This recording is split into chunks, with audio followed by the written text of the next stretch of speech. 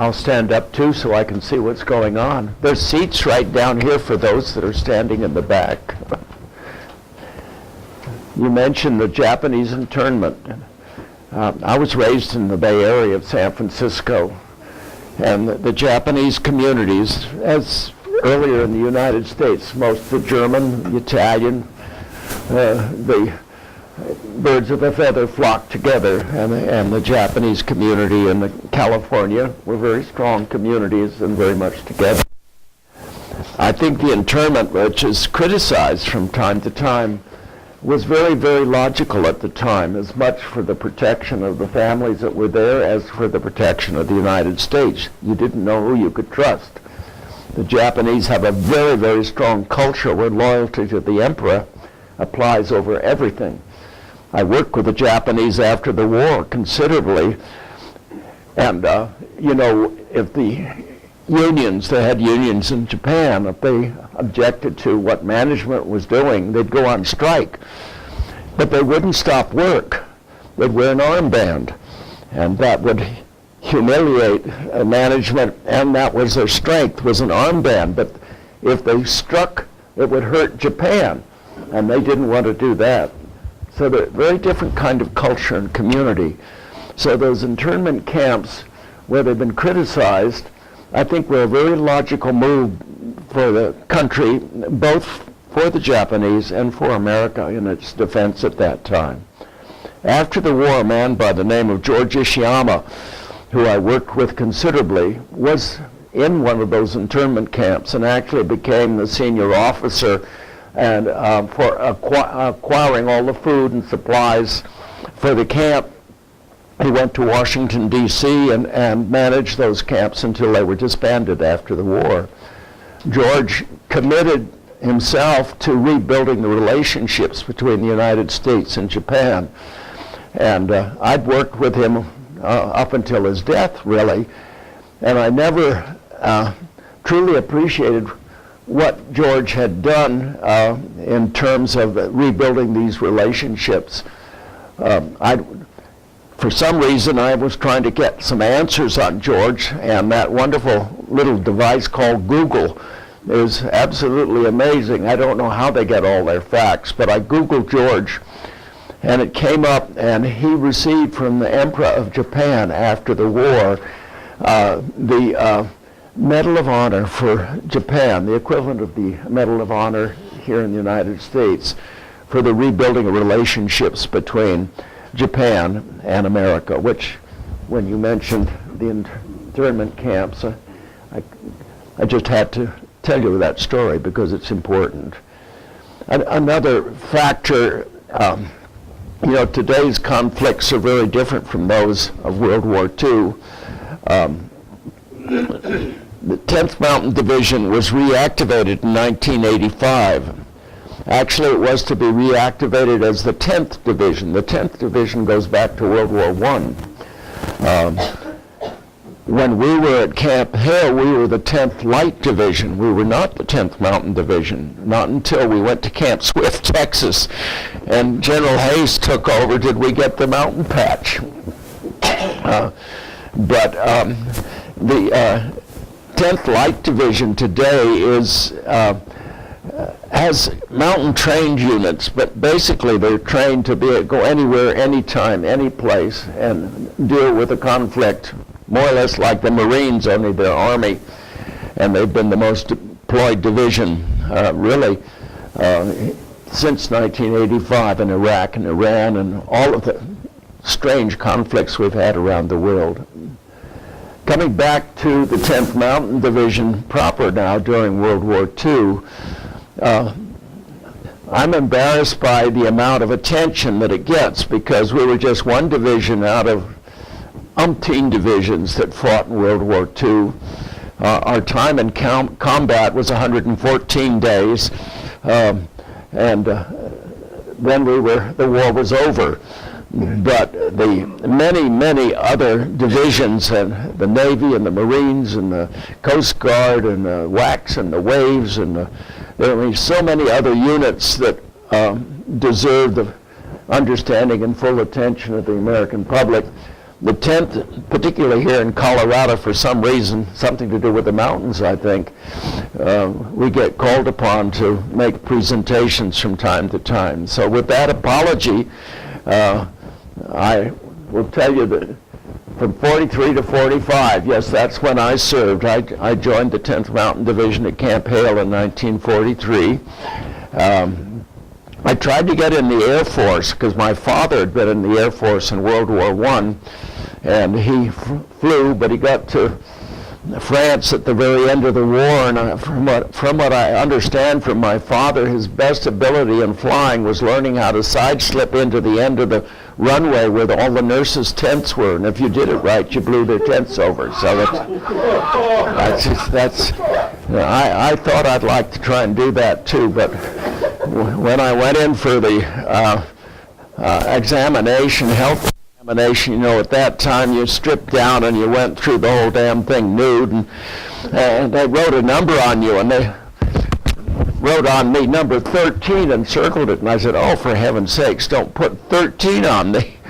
Well, I got through the whole inspection or tests, and at the end they called me back, and I have a drippy left eye. You might notice I had a toady mosher when I was a young child. Some kind of a thing was gripping the eye, and they took it out. So I didn't make it into the Air Force, but I did make it into the 10th. I had 3 letters of recommendation. That's what was required at the time. And as I was saying over the coffee and donuts in the other room, the 10th Mountain Division was a strange lot. There were the Tokels, pictured here, with the crampons and ice axe, well-trained mountaineers from Europe. A lot of Austrians and Germans and Italians came with the 10th Mountain Division because they had the mountaineering experience. The Germans, Italians, and Austrians had probably a dozen mountain-trained divisions, and the United States had none. Charles Minute Dole, when the Finnish held off the Russian invasion of Finland for the winter of 1939-40, I believe it was, they did it because they were on skis and they were highly maneuverable. And Finland is forested, and the single roads going through the forest, the Russian divisions, the Finnish would hold up by chopping down trees and throwing rocks and hold up the division and then harass the divisions from the woods, and when the Russians tried to get them, they'd go off on their skis, even on ice skates, on some of the lakes and rivers, and were very effective in delaying the Russian attack on Finland. Charles Minute Dole realized that the United States had no mountain-trained divisions, and that we should have some because we could be invaded by the Germans, or we might have to fight in the Alps of Italy and Austria and Germany. So he was able to talk Marshall into forming this 10th Mountain Division. Well, they recruited actually the National Ski Patrol, again started by Dole, because he was injured skiing in Vermont, and there was no ski patrol then, and they dragged him off the hill on a piece of tin roof that they took off of a shack, and that started the National Ski Patrol, where they were asked to recruit for the 10th Mountain Division. Well, at that time in the United States, skiing was not that much of a sport. Didn't have the popularity it has today. So that when it came to recruits, the original division was 12,000 in strength. The most they could get was about 6,000 men that had mountaineering and ski training. We were about half the division that you needed. So then they began to recruit others than 3 letters of recommendation types like Preppy Evans, and they get themselves into a rather interesting situation, because these people that came in had no experience in the mountains in snow and cold weather and in mountaineering and skiing, and it was exceedingly difficult for them at Camp Hale to be able to handle the very rigorous training that we had at that altitude, 10,000 feet to 12,000 feet. The camp was at 9,200 feet, so that many of them didn't make it. As I think I said earlier, there were 32,000 that served with the 10th. About 6 were experienced in mountaineering and skiing. The next, then there were the mule skinners. We had for the artillery, we had light artillery, and for the quartermaster, they had mules for transport, and those units wore snowshoes rather than skis, or used snowshoes rather than skis. Mule skinners and Dartmouth skiers don't exactly come of the same culture, so that there were some interesting differences in the barracks. And then there were these people that were brought in from all over that had all different kinds of cultural and different backgrounds. When you put into a barracks with a platoon was 40 people, and usually had a barracks of 40, you got a real mixture.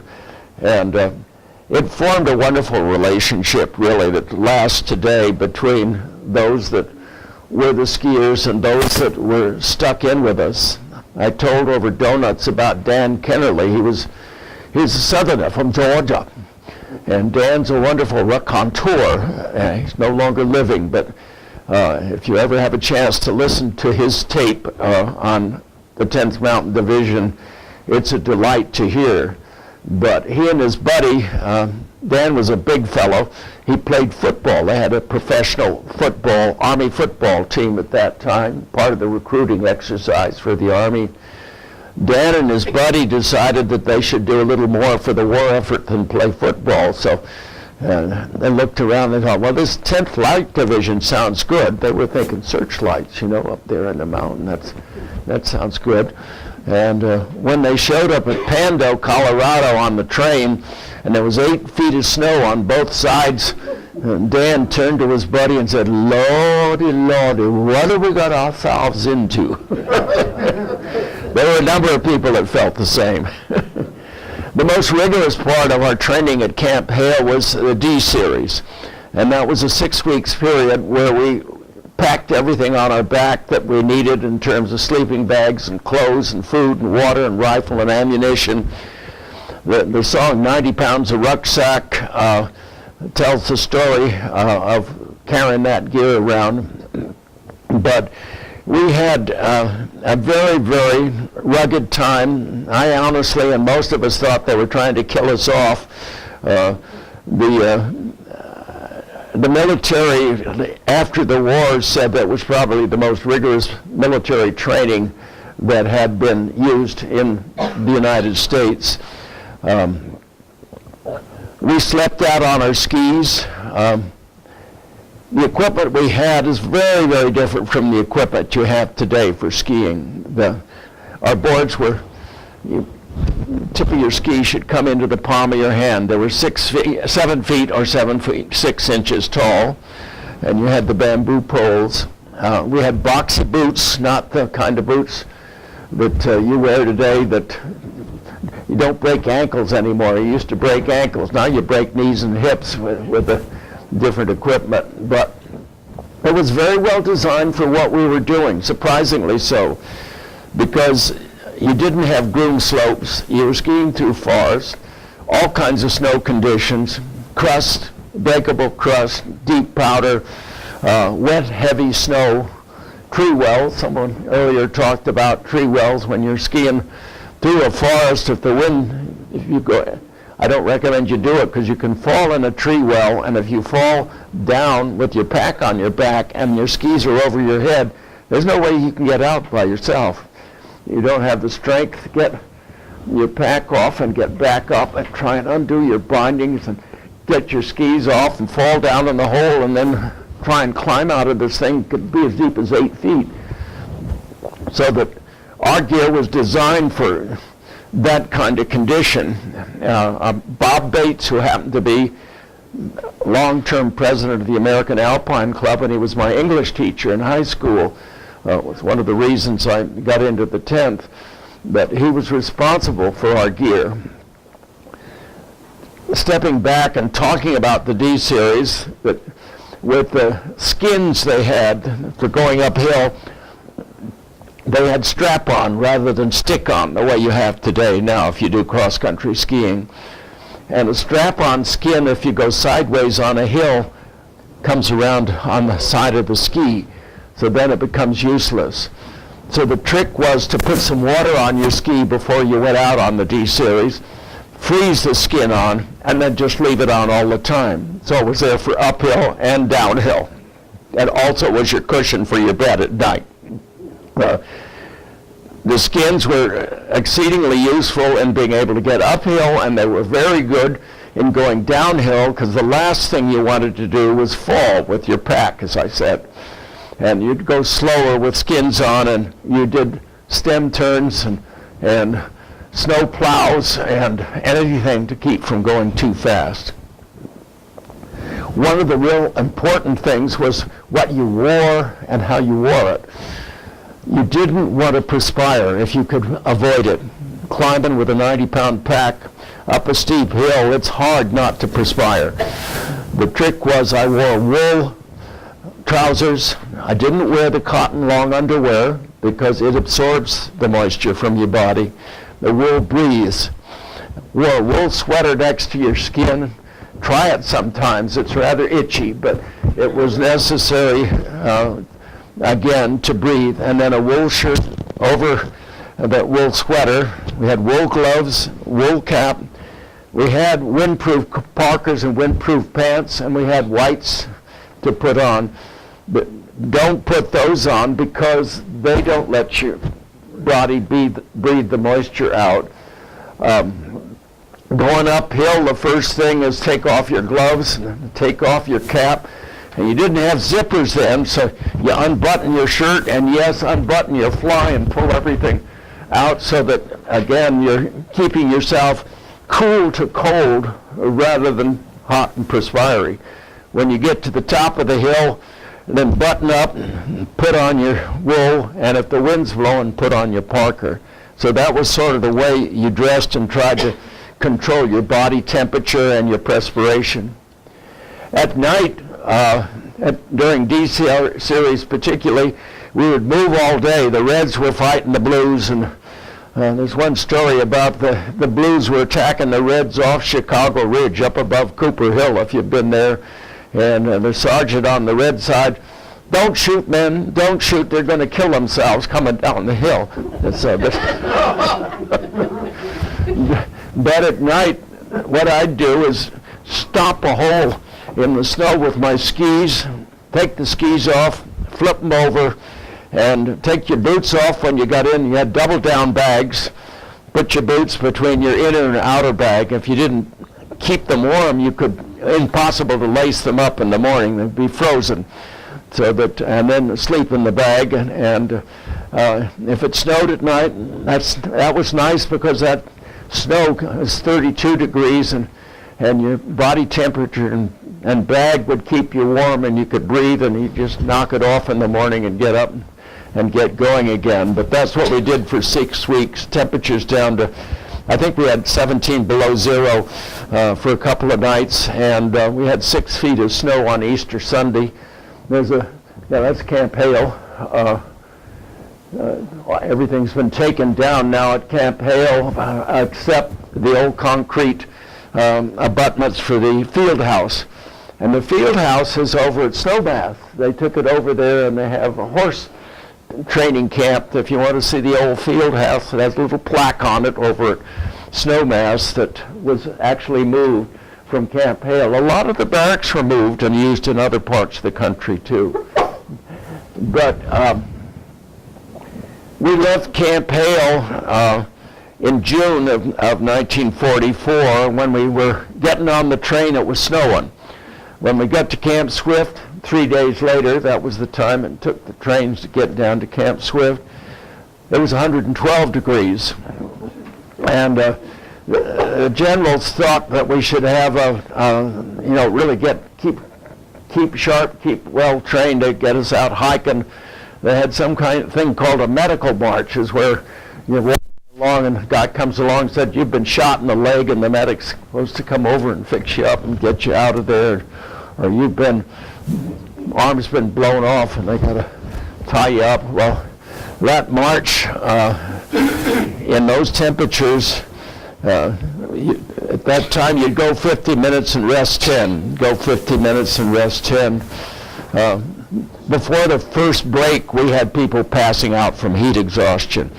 And by this time we completed the march, I think we only had 20% of our company that was still on its feet. The rest had all had to be medevaced because of heat exhaustion.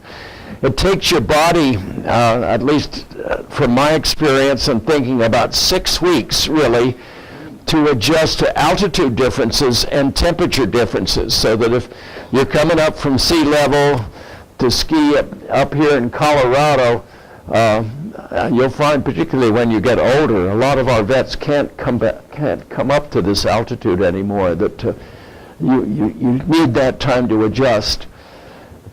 Well, after about 3 weeks, we were set. We'd go on 3-mile runs and 10-mile speed marches and 24-mile marches with field pack and all, once every month. Then we got 1 week break in between. General Hayes joined us and took over the division at Camp Swift before we went to Italy. And maybe you could move on. Yeah, there's Italy. I'm speaking of the 85th and the 87th Mountain Infantry Regiments. The division was a triangular division. Had 3 regiments. The 87th was the first formed. We went backwards, then the 86th, and then the 85th. We had 3 companies in each regiment, and you had, the only thing they goofed up at Camp Hale, we had 4 platoons at Camp Hale in a company instead of 3, but when we went to Swift, that switched it around. We used to have 8 men in a squad, and we had got 12 men in a squad when we went to Swift, so we went to 3, 3, 3, 3 all the way down. But anyhow, we sailed from Newport News on the USS America and went past Rock of Gibraltar. What a sight that was to see when we went through there. We weren't sure where we were going until we saw the Rock of Gibraltar. Then we knew where we were going. And we ended up in Naples and unloaded the ship on upside-down ships that had been sunk in Naples Harbor. What a disaster the city of Naples was then. Young boys selling their sisters as prostitutes. The city just totally damaged. It was unbelievably a bad situation. We were only there about 2 days before we went up the shore to Leghorn. We went by landing ship personnel. They call it Livorno or Leghorn. It's right near the town of Pisa. We were encamped at Pisa for about a little less than a week, and then we moved up on the what was the Gothic line. The Gothic line was multiple lines in the Apennines north of Florence. The yellow is the high country. The only time we used skis in Italy were on patrols. We were issued skis and whites to go on patrols to test the German positions, but in combat, skis are not the kind of thing you fight on, or snowshoes. You want to hit the ground fast and stay low and be able to be much more maneuverable as an individual than you can be on skis. The first battle was the taking of Riva Ridge. Now, Riva Ridge is a name of a series of 5 mountains in the Apennines that the Germans were holding, that had observation posts on Mount Belvedere and Gorgolesco and the range of mountains down to Della Torraccia. Mount Belvedere had been taken 3 times before we were assigned to take it, and it had been lost by counterattacks because the Germans had a superior artillery capability. General Hayes, who had been a Medal of Honor decorated officer in World War I, was our commanding officer. and he was in the artillery. He recognized the absolute need to take Riva Ridge before taking Belvedere. So the 1st Battalion of the 86th Mountain Infantry Regiment, reinforced with F Company, that's 4 companies then, went up Riva Ridge the night of February 18. Technical climbers had set ropes on 2 of the 5 climbs. 3 of the climbs could be done without using technical equipment. 2 of them required technical equipment. The Germans had thought that Riva Ridge was not climbable, about 2,000 feet vertical at the highest point, and they were completely surprised by the Americans, and the positions were taken on Riva Ridge the morning of the 19th of February. The Germans' counterattacks, I don't think we suffered any serious casualties on the first Riva Ridge attack, but they suffered considerable casualties after that on counterattacks. The night that the 1st Battalion 86th went up Riva Ridge, we had been housed, C Company 85, that was the company I was in. I was the assistant platoon sergeant at that time. We were housed in battalion homes out of sight from the Germans and weren't allowed out at the daytime. The night of the 18th, we moved out from those homes and went down into a valley below Belvedere and Gorgolesco and dug in. The 19th, the night of February 19, we made a night attack on both Belvedere and Gorgolesco. Yes. And both attacks were successful. The morning of February 20th, we had both positions taken. Then the drive down the ridge, the green line there to Della Terrazia, was about a 5-day slug, defeating the Germans in various positions along that ridge. From a combat standpoint, I have a very simple theory. If you're in real combat, front line, you've got a 1 in 3 chance of walking away standing up. You've got a 1 in 3 chance of being carried off on by the medics, wounded, and you got a 1 in 3 chance you aren't going to make it. So that if you're in real combat, if you can get through 3 combat situations and walk out alive, you're very, very lucky. I was very, very lucky. I was wounded on the 3rd time that we were in combat. After the Belvedere, Gorgolesco, by the way, we C Company 85 went up Gorgolesco rather than Belvedere. 2 mountains about 6 feet difference in altitude. Gorgolesco was the lower. We'd gone on to Casteldiano. I don't know whether that's on there. Yeah. And the Monte Delos Bay. Delos Bay is Mountain of Hope, translated into English, which was a real thumb in the eye of the German positions at that time, and took a tremendous beating from an artillery standpoint.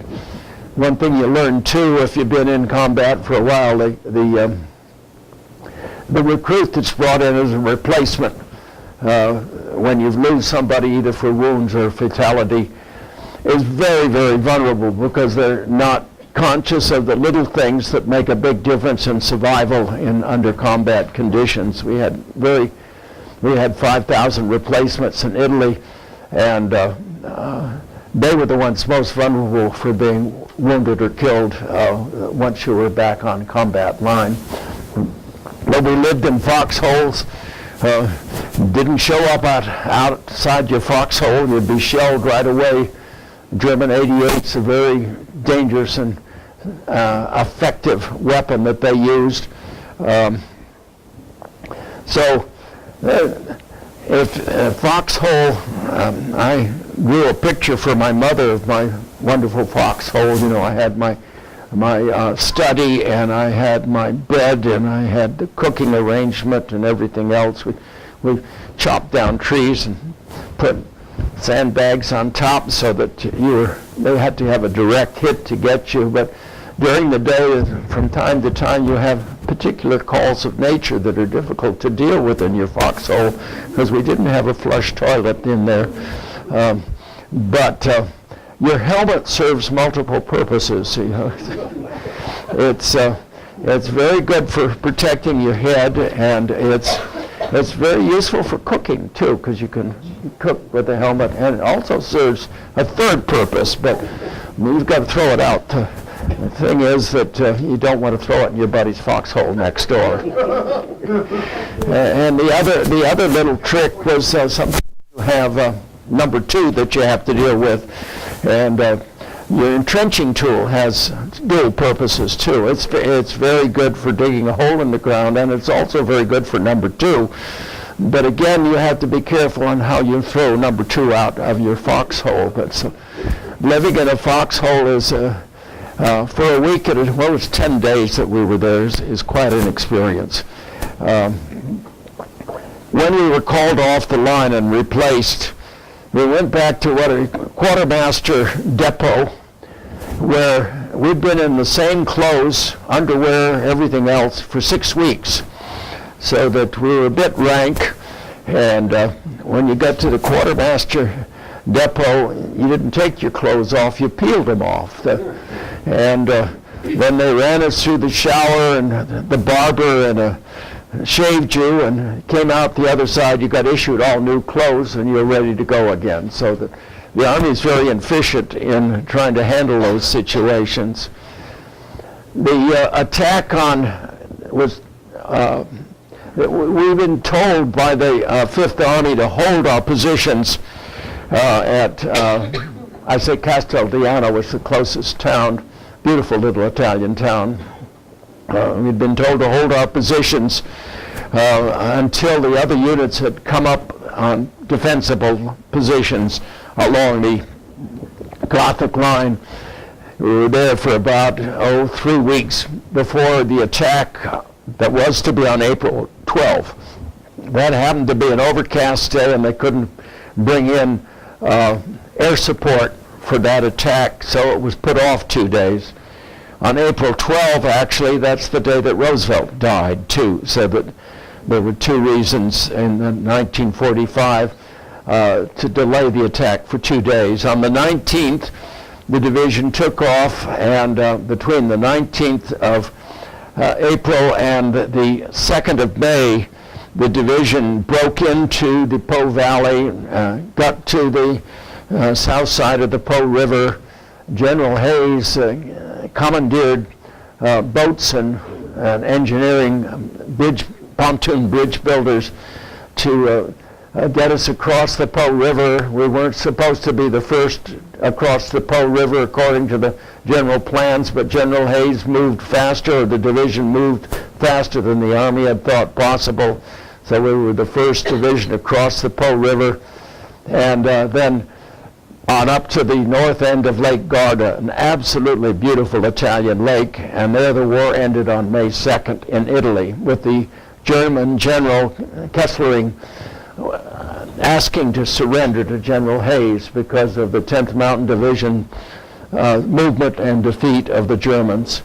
The war ended in Europe on May 7th, but it was officially surrendered on May 8th, 1944. I was slightly wounded on the 14th of April. The mortar shell hit the tree next to me. If it had hit the ground, I wouldn't be talking to you here today. And it blew out my eardrums and pinpricked my head. And after trying to carry on for 3 days, I ended up in the hospital. And then, hospitals today are suspect as far as taking good care of you. I came down with hepatitis and ended up in Naples, and finally got over that and was sent back to the unit in June. And after 10 days, I came down with polio, and somehow ended up in a tent in the Po Valley with about 30 others that had polio. I couldn't move my legs. somehow, by some miracle, I recovered fully from the polio and hepatitis, and I was able to join the unit when we were to be redeployed back to the United States. We were one of the last divisions to be deployed to Europe. We were one of the first to leave because we were to be on the landing on the Japanese island of Honshu. We were on the USS Marine Fox going back to the United States. And my father had been in the shipping business in San Francisco, and U.S. Steel Company's ships were all named after animals: Marine Fox, Marine Lynx, different animal names. During the war, the government took over all shipping so that they were under Army or naval control. I suspected that the captain of the ship might have known my father because those ships they provided cargoes for out of San Francisco. So I asked to see the captain, and sure enough, he knew my dad, knew my uncle, and as an enlisted man, I had tea with the captain twice on the ship.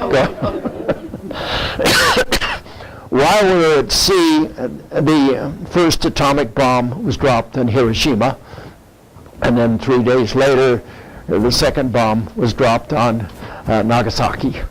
And by the time we got to New York Harbor, the war in the Pacific was effectively over.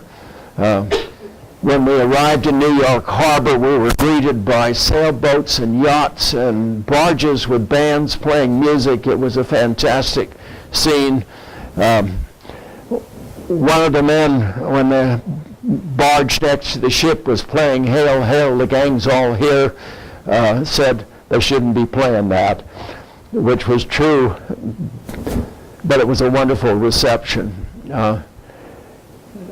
I got 6 weeks leave, went home, came back to Camp Carson, where we were deployed. They didn't know what to do with us, or the Army was trying to figure out what to do with the millions of men they had at that time with the war over.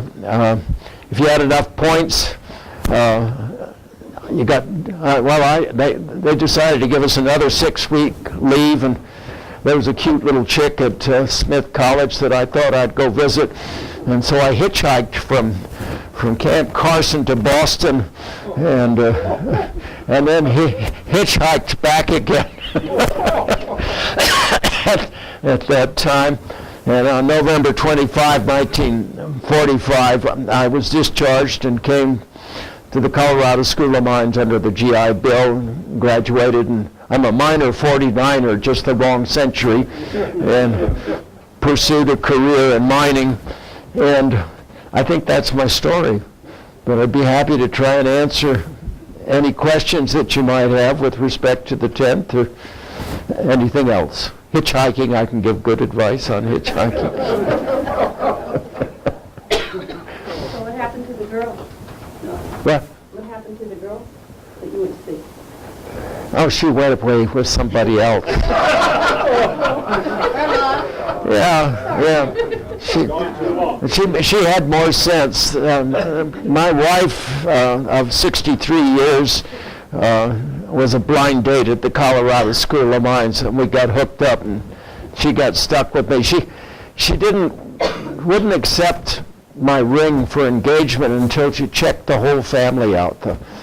She came out to California. Mother let her come out to California on a train, and my mother in the Oakland Mole was hiding behind a column to see what her son had dragged in. My father was dying, so that's why her mother let Ann come out. And my older brother and sister were in the Bay Area at that time, so we met them. But my younger brother was in Forest Camp. He was in the Forest Service. So Mother deigned to drive Ann and I up so she could check out the last member of the family and see if he qualified. And Peter evidently did on the 4th of July of 49, what am I talking about?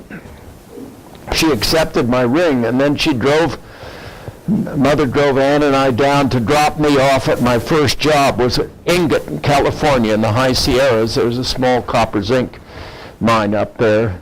And it was up on the side of the mountain and the tramway down, and the tramway was coming down, so we waited till the tramway to come down. It happened to be the mine superintendent, and I introduced myself, and he said, "What are you doing here?" I said, "I start to work tomorrow." He said, "Didn't you get my letter?" I said, "No, I've been traveling." "Oh, we're closing the mine down." So Ann had checked out my family, but she hadn't checked out my career, but she'd already accepted my ring, so she was stuck with me. We only moved 29 times, so that's... We lived in Australia and the Philippines and in Hungary and traveled all over the world.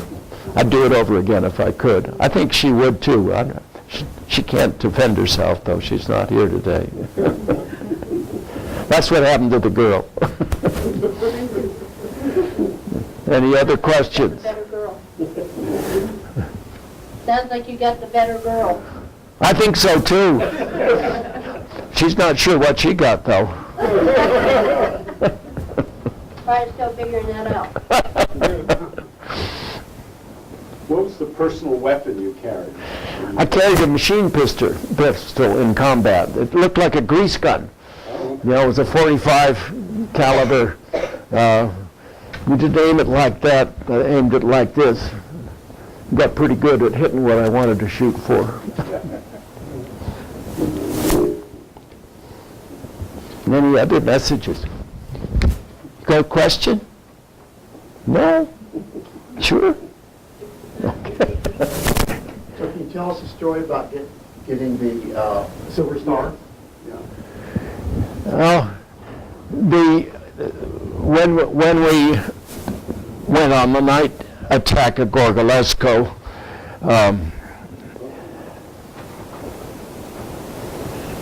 my platoon sergeant was Sergeant Fisher, and I came upon him, and he'd been riddled through the chest with machine gun fire, and I tried to cut the back out of a jacket and make a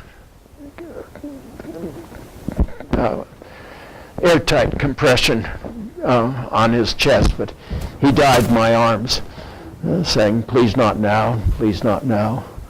That got me rather upset, and we had a machine gun firing on the German positions. I went up and was able to point out they were very well camouflaged.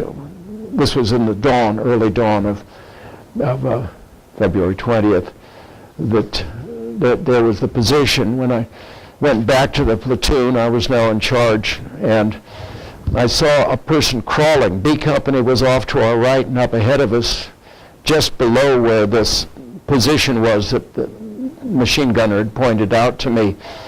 I figured if someone was crawling up there, we probably weren't looking out of their machine gun nest, so that I said, "Let's move forward," and I went up to hill about maybe 100 yards to this man and asked him where they were, and he didn't say a word because we were too close. He just said, and I had a grenade and tossed it in the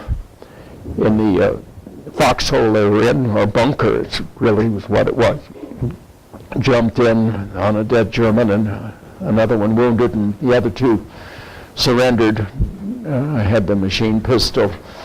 And I told him, "Raus mit dich," and they got up and went back, and then I went over the top of Gorgolesco, and a man got up out of the trench it was, as opposed to a foxhole or bunker, and with one shot from my machine pistol I killed him and jumped into that trench, and there were two other men manning a machine gun pointing down the valley, and they surrendered to me too. So they went back, and then some of the Germans who had surrendered started to try and escape, and I turned their own machine gun on them, and then the other units started moving through, and on the hill, just like right over there, not much further than that, other Germans came up out of their foxholes with their hands up, surrendering, and for that I was awarded the Silver Star. Very lucky. Any more questions? Where was the Camp Swift? Where was that located, you said? It's near Austin, Texas, and we got our best training at Camp Swift. At Camp Hale, we learned to live and survive in the mountains in cold weather. At Camp Swift, we learned what combat was all about, because we crawled through mud and under barbed wire, and they set off explosives on either side of us, and you got the real sense of what a combat situation might be. And we did these marches that really put us in better physical condition for the fighting conditions we were going to have in Italy, so that it was very effective. By the way, we go back to Italy have been going back to Italy every 3 years since I think it's 1979. And the little Italian villages, they're not the American Tuscany is the popular part of Italy, the small Italian villages in Tuscany, but the little Italian villages in the Apennines, Vidiciatico, Misano and Belvedere, Casteldiano, Pietracolora, Iola. We have wonderful Italian friends. They're not of our age. Most of them have passed on, but the children of the people that were in those villages when we liberated them from the Germans are wonderful friends. They speak Italian, we speak English, and we communicate beautifully. Yes? Of the first people that came out Fort Leadville, how many had to learn to ski on Cooper Hill? What percentage? Well, we were all trained. Of the 12, I think all of the 12,000. The experienced skiers were the instructors, and all of us that were less experienced in the technicalities of skiing were the trainees, and we'd hike up there and spend 2 weeks up on Cooper Hill, teaching us to snow plow and stem turn and try and Christie. You don't Christie with a pack on.